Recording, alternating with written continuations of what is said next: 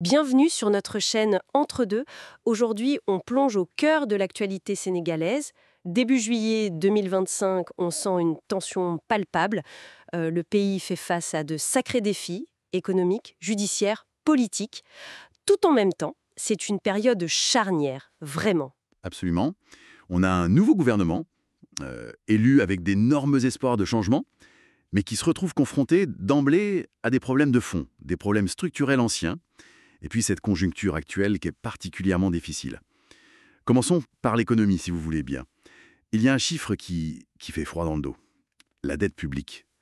Barclays l'a réévaluée à 119% du PIB pour 2024. 119%. C'est colossal, ah oui. 119%, c'est un seuil critique. Clairement. Selon cette analyse, ça placerait le Sénégal parmi les pays les plus endettés du continent africain. Et ce qui frappe, c'est l'augmentation. On parle de 20 points de PIB en une seule année. C'est spectaculaire et évidemment, ça pèse très très lourd sur les marges de manœuvre du gouvernement. Baidione de l'AFP, il n'y va pas par quatre chemins, il parle d'échec cuisant pour le nouveau pouvoir.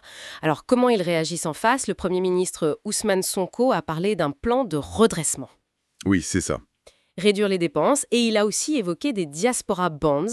C'est quoi exactement? Des emprunts pour les Sénégalais à l'étranger? C'est exactement ça, oui.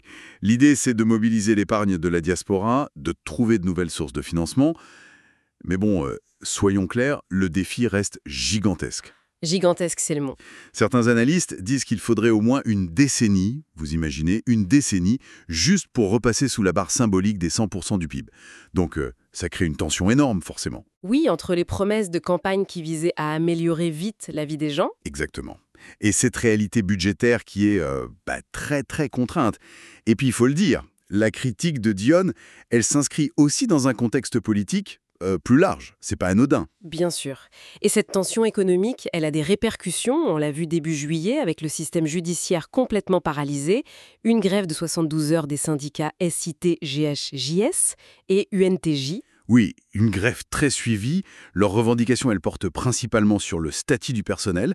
Ils demandent un reclassement, c'est-à-dire, en gros, une meilleure reconnaissance, de meilleures grilles salariales, et ils insistent aussi sur le respect d'engagement que l'État avait pris. Et l'impact, c'est quoi concrètement? L'impact, il est immédiat. Des tribunaux qui tournent au ralenti, voire qui sont fermés. Des procédures retardées. Et au final, ce sont les citoyens qui sont pénalisés. Leur accès à la justice est entravé. C'est un vrai problème pour le fonctionnement de l'État. Et comme si ça ne suffisait pas, il y a eu ce revers judiciaire pour le Premier ministre lui-même, Ousmane Sonko. La Cour suprême a confirmé sa condamnation dans l'affaire Mamamba Niang. Et sa réaction a été... Explosive.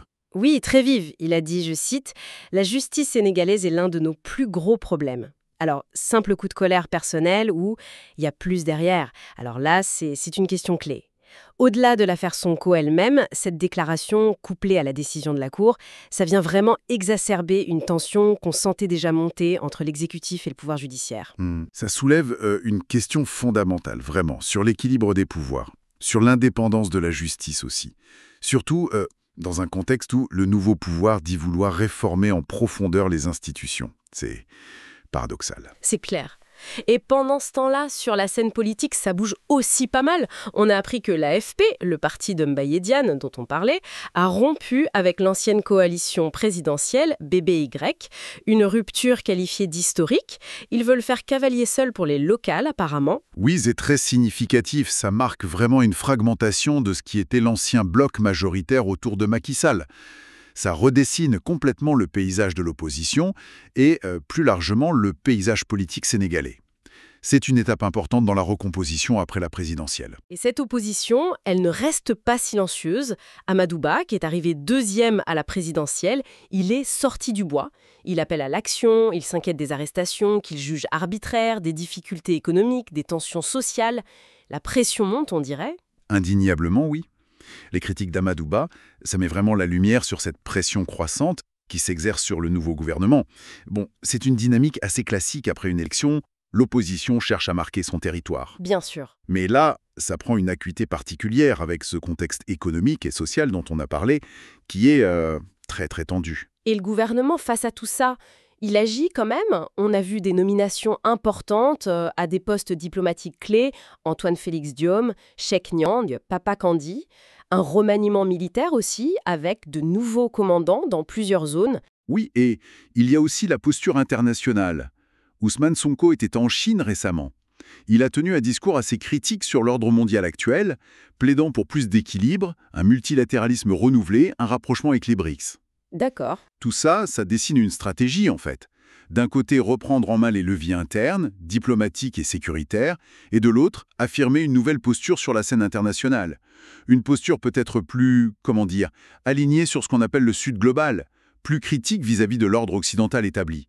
C'est une tentative de marquer la rupture aussi à l'extérieur.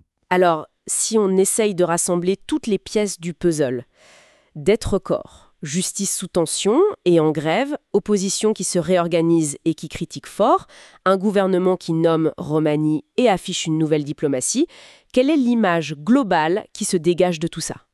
L'image, c'est celle d'un gouvernement qui est vraiment sous une pression intense. Une sorte de tempête parfaite dès les premiers mois de mandat. Il doit jongler entre des crises héritées, lourdes, comme la dette, et puis de nouvelles tensions institutionnelles, sociales. Mhm. Tout ça avec une marge de manœuvre économique qui est, on l'a dit, très limitée. Et face à ça, des attentes populaires qui sont immenses, portées par cette élection, et la promesse de rupture. C'est vraiment l'épreuve du feu, l'épreuve de la réalité pour ce nouveau pouvoir. Du coup, ça laisse une question en suspens, une grande question même.